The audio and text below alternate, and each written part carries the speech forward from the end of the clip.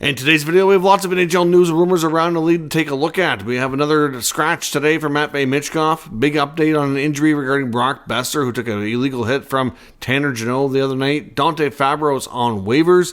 Big update regarding the NHL GM meetings coming up this week. Plus, we have some updates regarding the Four Nation Faceoff International Tournament. Some updates around the Predators and their potential moves we might see. We have lots of talk around them where they've been at the bottom of the standings and comments from Barry Trotz about rebuilding. Plus, one NHL former player and insider now claims that the Montreal Canadiens had no intentions of coming into the season with their current goaltending tandem, and they certainly made some mistakes about who they moved out before, and maybe we'll take a look at what they could do moving forward. We'll discuss all the latest news and rumors coming up next.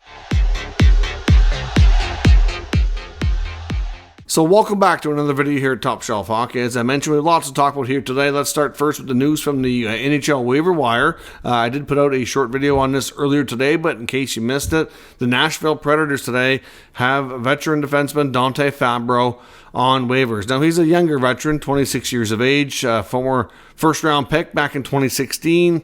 Certainly, he's heading into the final year of his contract right now. He was signed a short-term deal. He's going to be a UFA as of next year. Former first-round pick, had a pretty solid collegiate career through BU. Looked pretty good. I know the Predators were really, hopeful they were getting themselves a pretty solid top four right shot defenseman that was going to be good at both ends of the ice. He's average size, not overly mobile, has a good stick, good one-timer. I think it's fair to say he's only a decent, I don't know that he really excels in really any one area, which is kind of why he's found himself the way he has here on the depth chart with the Nashville Predators. He's kind of slowly worked his way back and kind of being a spare part. So for some teams, he might be maybe a 5-6 at most. He's going to be a third pair on most teams, and some teams that are deeper, he would be an extra, kind of like what he is in Nashville. So obviously, if he clears, he can go to the minors. And as I mentioned in the other video too, just because he clears, it doesn't mean it won't lead to a trade. In fact, it might help facilitate a trade. Once he clears waivers, he can go to the minors. Another team can pick him up if they wish, and they don't have to necessarily have to worry about keeping him on the NHL roster, and they can send something back to Nashville in return if they want to remove a contract off their books. But ultimately, he's making $2.5 million just for this year, so that might be a deterrent for some teams. A lot of teams aren't going to have the flexibility to take that contract on, so we'll have to wait and see. So it's kind of, I don't know, I think it's kind of 50-50 if he gets picked up or not. Lots of teams looking for right-handed defensemen. I just think it might be more likely that he does end up eventually getting traded instead of picked up on waivers, but time will tell. Lots of injury updates here today. Austin Matthews of the Maple Leafs has started skating. No word exactly yet when he's going to return. He will be eligible to return in their next game, which is Tuesday against the Senators, so we'll see if he's back then. If not, it shouldn't be long after. I mean, at this rate, they kind of don't really want to give a firm timeline because I think they're concerned that they don't want to cause big hoopla hysteria in case he doesn't meet that and decides to take a couple extra days to get feeling better. So obviously Matthews is close though, and then he'll be back soon enough. The Leafs are doing just fine without him right now, so there's no need to rush him. Alex Turcotte in Los Angeles is heading to injured reserve. The Los Angeles Kings have recalled Samuel Hellenius as a replacement on the roster. The Capitals tonight were able to activate Jacob Chychrun, who missed some time with injury. He did have a goal in tonight's game, and Alex Ovechkin continues to be hot. He's on pace for I think it's going to be close to 50 goals. I'm not sure he's going to hit that, but he's I think he's 32 away, if I'm not mistaken now, from the Wayne Gretzky all-time record. At this rate, he's got a good chance to do it by the end of the season. Which is something I never would have thought. Based on how he played last year, I would have thought that he was really slowing down, and that, at this rate this year, he might hit maybe 25 goals, and, maybe he's going to need another, 2-3 months, half season next year to break the record. But he's defying the odds yet again, and we should know better than to bet against Ovi. He's been doing this his whole career, so great for him, and we'll see kind of, one of these big milestones to keep track of here as the year goes on. So the Capitals are doing well, obviously, always having a bigger impact there. In Vancouver, a bunch of updates. Brock Boeser listed as out indefinitely with an upper body injury. Probably fair to say that it's related to potential concussion, head injury, but we don't know that for certain. He's still kind of going through the evaluation process here with Vancouver. Of course, he took a big hit from Tanner Jeannot in the Kings game the other night. Jeannot ended up getting a 3-game suspension plus a match penalty in that game, so definitely everybody agrees it was a dirty, illegal hit. But losing Boeser is even worse. He's their top scorer and a big part of that team. So we don't really have a timeline or a definitive update from the team kind of outlining exactly the injury and what we're looking at. If it is a concussion, those are really difficult to pinpoint anyway. Everybody responds differently to that. So, I mean, it could, sometimes it's 4 or 5 days, sometimes it's a week, sometimes it's 2 weeks. You don't know. So we'll have to monitor Boeser. It's a big loss for Vancouver. They have recalled Nils Åman, who recently cleared waivers, and they've also brought back Archdeep Baines. Baines has had a good opportunity lately and has taken the most of it. I know Lekaramakis looked really good in the AHL so far, and I believe he is injured or he had some kind of mild, like nothing serious, but I think he's kind of nicked up there. Otherwise, I believe he would have gotten a recall. So we'll see. Be soon enough before he gets his NHL debut. I know another update as well in Long Island. Mike Riley has now been updated from he was kind of considered week to week or day to day there for when the injury first happened. Now that he's out indefinitely, so obviously he had to be carted off the ice. It looked like it could be serious. We didn't know. But now that's his current status, out indefinitely. They've recalled Isaiah George the other day. He's played a couple games so far. I know I watched the Islanders play the Senators a couple days ago, and he looked really good. He's not huge, but he's a great skater, and he's actually very, not afraid to jump into play, good pass. He didn't look out of place at all. So I think they've got a player there in Isaiah George who can be a long-term defenseman. Obviously, over time, he'll need time to work on his development and his defensive game and all that. But he logged well over 20 minutes. By the end of the game, he was playing top pair with Dobson. So we'll see how that works out. At least that's promising for the Islanders. At least the Penguins have recalled Tristan Jarry from his AHL conditioning stint. So we'll see how things go. I'm sure they'll, at this point, they're going to have to give him an NHL game here soon enough. Obviously the other guys, Nedeljkovic and Joel Blomqvist, has been holding things down and doing a little bit better. So we'll see what happens with Jerry. Definitely going to be another situation to watch. But of course, you got to play at some point, or they need to figure out what the future holds for him. And they've also sent Matt Nieto down to the AHL in similar situation where he hasn't played, and they sent him to the American League on a conditioning stint. So certainly lots of updates there. We got another update out of Philly today, which the game's already over, but Matvei Michkov was a healthy scratch for the second straight game. Now, I understood it the first time when Tortorella announced. I was like, okay, I'd seen enough of the Flyers games and highlights lately to know that Michkov hasn't really been. He had a great start. He was Rookie of the Month in October, but lately, certainly not quite the same player. Struggled at 5-on-5.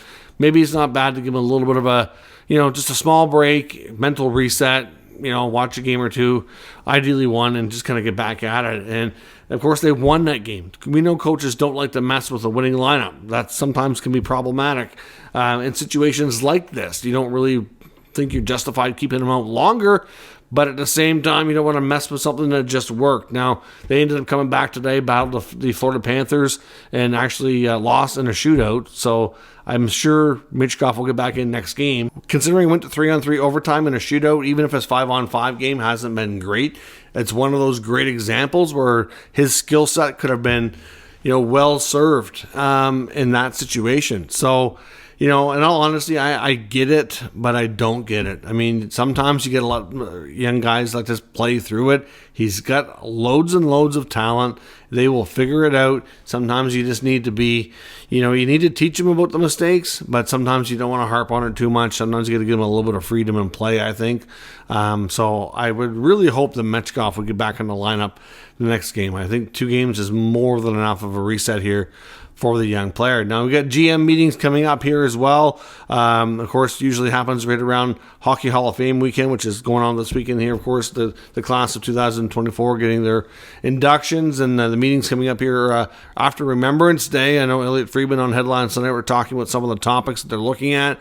One, they're going to be looking at a bit about video review again, basically the length of time that everything takes, kind of reviewing to see if they're doing enough to make it, flow better, and is there anything they should be changing, taking away, etc. I know one of the things he mentioned was like how long coaches get to challenge, how long some of the reviews are taking. Part of that's going to be whether or not somebody in the situation room should be involved. Can they give information about, something that the refs didn't see, for example. Obviously they want this to be a smooth process. You want to get the call right, but you have to have a process to follow that's, decent. I find myself, where I watch a ton of games, I find, depending on the refs, depending on the teams, the situation, I just find they're very inconsistent with how long they give the coach to say they're going to challenge. I mean, I've seen some cases where they're like, 30 seconds, and you're like, okay, yep, we're dropping the puck.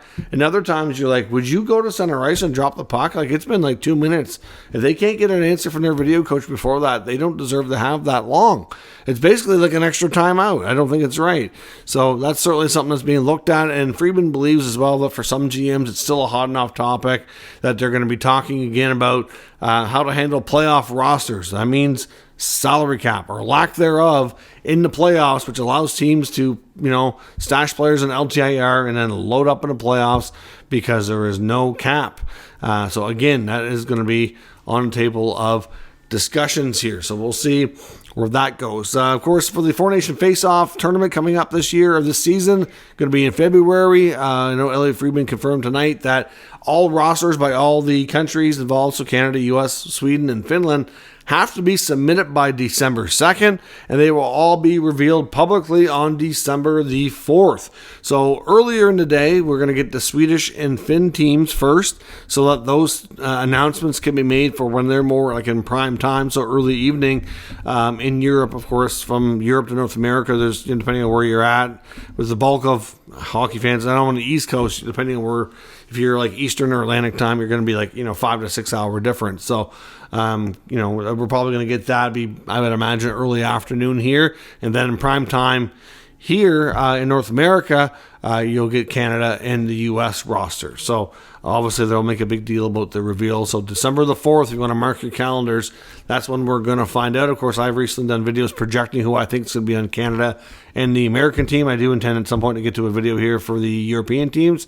Let me know in the comments some of the players you think are going to be there for sure, and check out those other videos if you haven't already done so. Now, in Nashville, of course, we've heard a lot lately about, the rebuild comments from Barry Trotz that he made on a radio hit in Nashville. He's one of the few GMs that actually do a weekly radio hit locally. I mean, not too many guys do that. And, as a fan, you don't really have a lot of opportunities to hear your GM speak. And Trotz is one of those guys that will speak candidly and openly, and usually give you some good sound bites. So obviously he made the comment if they didn't get things going soon, he might have to start their rebuild plan, and that was definitely taken out of context.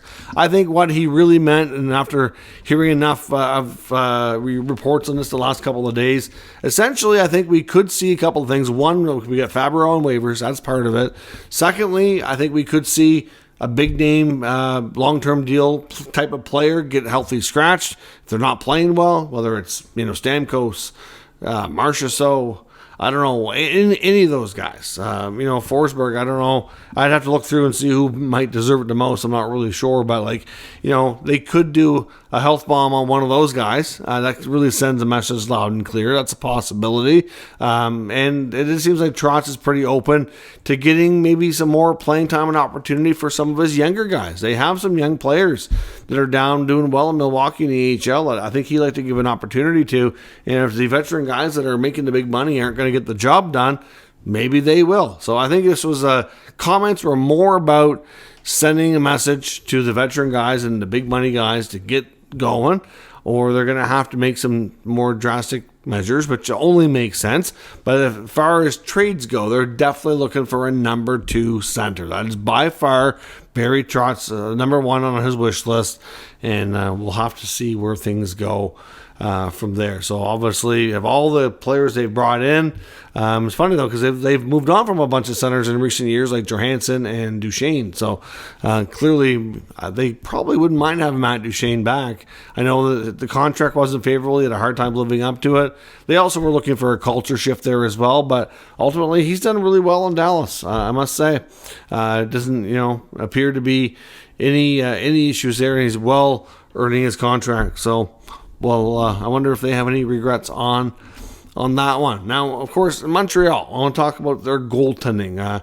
Some information from Georges Laraque, of course, former NHL player, played for the Habs, works for BPM Sports. Not afraid to say and comment and analyze things, of course. I know some fans don't have a lot of I don't know what the word would be, but when I reference Laraque quotes, sometimes some fans don't like it because they don't think it's the most reliable. And you know what? This is his opinions. But he's also, you got to remember, well connected. He's a former player, and knows lots of people around the league. And, I have no doubt that he does have lots of inside sources to give him information. But he made some really interesting comments saying that he feels the Montreal Canadiens made a big mistake trading Jake Allen.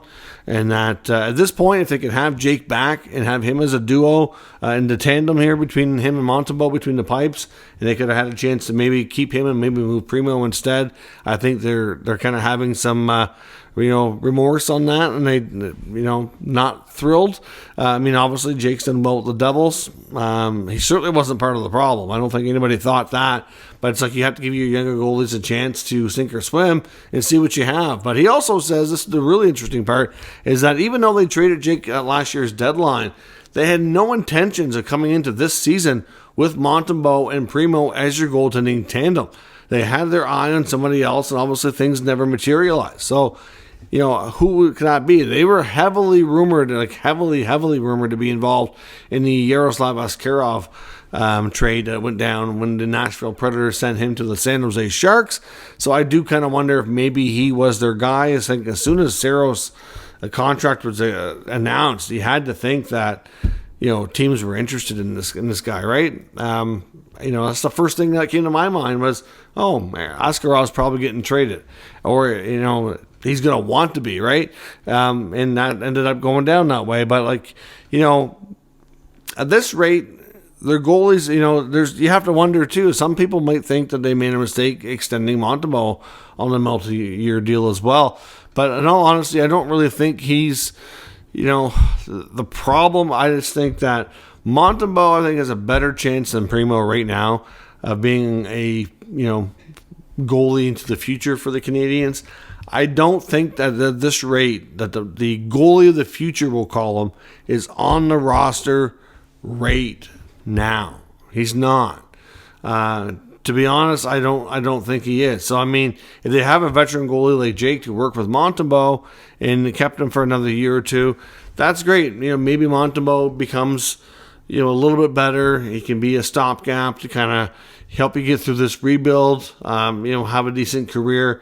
But when time comes for this team to be more competitive down the road, I think that they're going to have to rely, and at this rate, hope that Jacob Fowler turns out to be as good as he's looked in college. So he has that potential. So we'll see. I think that's their hopes there. But they were heavily involved with the Askarov trade. And then we get confirmation of that as well. That is not just a rumor.